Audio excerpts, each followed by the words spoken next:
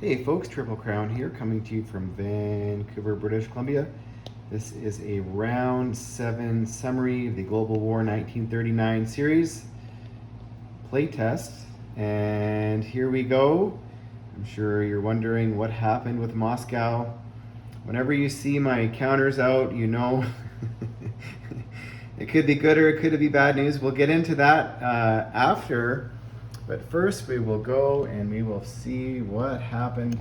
I was gonna roll the battle in Moscow out and videotape it. However, my children were here with their friends today and my house was a zoo. It was chaos. Chaos at Triple Crown's house. And so you would have heard a bunch of screaming kids in the background. We couldn't have that. So surviving was 3 veteran fighters, a medium bomber, and a heavy bomber, which landed over here. This is my sculpt for the heavy bomber, and that's the medium bomber. And the ground units that came in. So they survived with 3 heavy artillery, 5 medium tanks, and 1 Panzer IV. And the British could have counterattacked with 4 medium armor, 3 Lancasters, 2 fighters, and 2 technicals. And even if they had taken it back, they would have lost all of their aircraft, and the Germans had a follow-up. You can see Berlin is now, Moscow is now surrounded by 4 infantry. And the Italians also had a follow-up. So it just was not in the cards. I would call that a landslide battle for Moscow at round 7. That's very early. So what did the Allies do to answer? Well, it wasn't all bad for the Allies. There was some good. We will get over here. So in order for the Germans to do what they did, they had to ignore the Western Front, and Paris was liberated. Probably the most significant thing, well, the Germans did build a minor fortification, and they had 10 infantry there, and they had a AAA, and they also had an Italian mech and an artillery there. So the British were wiped out first trying to take it, and the Americans finished the job off. And the Canadians, because Reims was vacated, they had a guy in Normandy and they walked into Reims. And the Americans also blocked the counterattack in Marseille. So currently Paris is safe for at least one turn. You can see Germany's built. I think Germany's got how much money? Because they got all of Russia's money.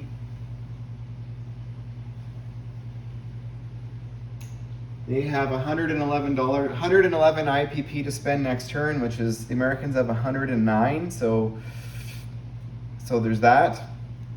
The Italians have been building infantry just to make sure that Rome is safe. However, they're bringing back some of their air force now. You can see from Russia, because the job is done there. The British, just to be annoying, came up and grabbed Taranto and Sicily. They are trying to bleed the Italians dry, but the Italians are still making 22 IPP with Yugoslavia and Greece and a few of the Russian territories, so they are doing quite well. And the Americans and the British dropped off another 10 units for the British and 10 units for the Americans. The Canadians brought over another tank. Actually, the British, they actually retreated with 1 armor. So they survived 1 armor in the attack of Paris the first round because they did not want to lose their air force, and they knew the Americans were going to be able to finish the job off. America built another 4 transports. These are the attack transports, which are now saying, I think at round 5, and the Americans can build them for 6 IPP, and all their transports, because their Liberty ships, are also 6. So any units offloading from these transports get a +1 on amphibious attack. So when Paris is liberated, it's always kind of fun. Even if you're losing the war, that means all of these territories here in Africa have all gone back to France. And so that's kind of cool. So these guys here that were Vichy flipped. And this guy over here in Saigon, he's now flipped, which I'm sure the Japanese are going to kill him next turn because that is a valuable territory for 3 IPP. The British also, they built another transport up here off of Cairo, and they've still got their Lancasters, and they are in a position here to possibly go take a recapture of Stalingrad. So they could do it, their aircraft can all reach it, but also they are still trying to protect the Middle East from the Japanese who are starting to creep along. However, because the British do have naval transports, they could go 1, 2, 3, and they could attack them next turn. They also built another transport here in South Africa. So the Japanese, do they want to play it safe? Or is there really much benefit to go into the Middle East other than to keep the British busy from trying to go and retake Stalingrad? So there's that happening there.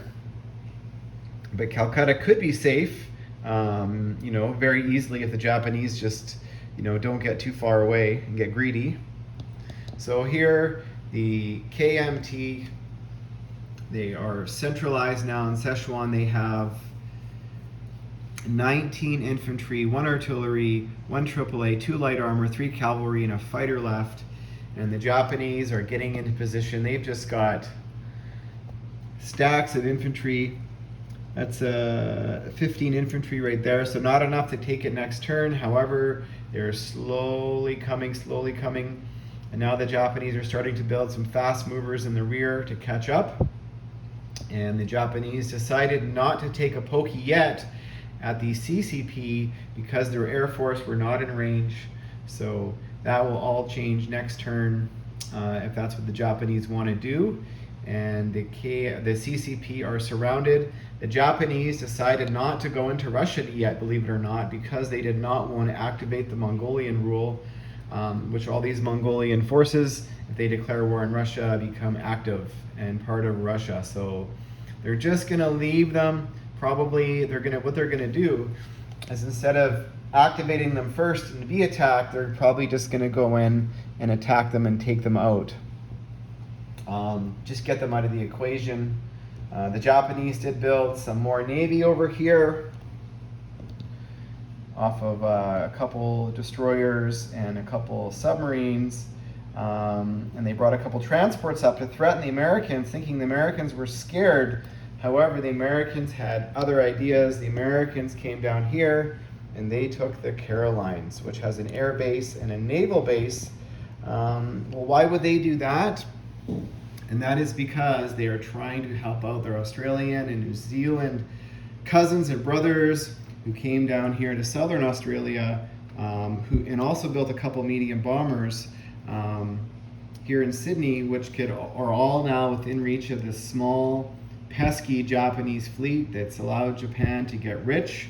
Japan still has 1 money island left to take, and the Dutch New Guinea and New Guinea.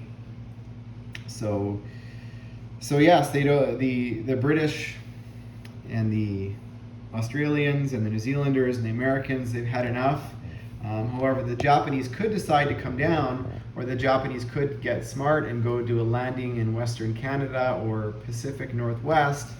But the Americans did build a counterattack of 3 mech and 3 armor, and these fighters can all make it home should they go land in the Pacific Northwest. So that's what's happening there. Now let's get into the final, what's happening in terms of victory. This is round 7. Oh, the Americans also were, for the first time, they tried to lend-lease the Russians money, and they lend-leased them 20 IPP successfully, which means Russia can spend it next turn. Now Russia's capital is now moved to Novosibirsk, which is safe. So they could either build in Stalingrad, or they could build in Novosibirsk. So my sense is they will be building in the factory in Stalingrad might not be around another turn. So that's my take. We'll see if that's what happens. So if this, I never decided. I'm assuming I'm going to play to round 15, or around, even if I was playing to round 10. So currently on the orange, these are all the victory cities: Berlin, Tokyo, Rome, Shanghai, Warsaw, South Asia, that's Singapore, Calcutta, Hong Kong, Leningrad, and Moscow. So that is 10 victory cities. So the Axis need 2 more, and these that are 2 of the 3 that are in play. So Paris, I'd say that is in the Axis favor. Manila, believe it or not, the Japanese have not taken Manila yet. So that is definitely in play in Paris and Stalingrad. So I think this is going to be a Axis victory, whether it was a short game or whether it was a long game. A long game, it would probably start to get painful because Germany really doesn't have much else to do besides secure Leningrad and push the Allies off of Western Europe. And the Americans, which I've been feeling all game, they are going to be taxed to outpower the Germans and the Italians, even with British help. So that's still possible. They could hold on to Paris because Paris did get their 4 free infantry. Or is there going to be more of a naval battle down here in the Pacific? Are the Japanese going to come down here? So we'll see what happens. Now currently this Navy, if it is the exact same size as this Navy, minus the bombers. So if they're within range of the bombers, these guys are going to attack. So these guys have to get out of dodge next turn. Otherwise it is going to be, they're going to be at the bottom of the ocean. Which means maybe these money islands are safe for another couple turns. So we'll see what happens. I'm probably going to play one more round just to see how things are trending. And I have a few ideas on, and somebody made a really nice comment, and that I haven't responded to any comments in the last few days, but basically if the Axis are not capable of taking Moscow ever, then they're never going to have a chance to win. So we are aware of this fact. So how when talking about balance, well, what do we mean? It means that, Germany can take it, but at what cost? Now, what cost is fair? What cost means that they're still going to be able to fight the war? But what we don't want is, this is what you do by round 7 every single game, and that's the stack that's going to be left over, and there's absolutely nothing. There was not a lot of brain thought into this. It was just build at these 3 factories and move 2 spaces. You're on Moscow's doorstep, and then just basically hit them with everything and just ignore Paris, right? There should be a penalty for this. So we've got a few ideas, folks, that's not going to be earth-shattering, because I actually think, even though this looks horrible, at least in my opinion, we are not that far off. So stay tuned, folks, and round 8 coming up soon.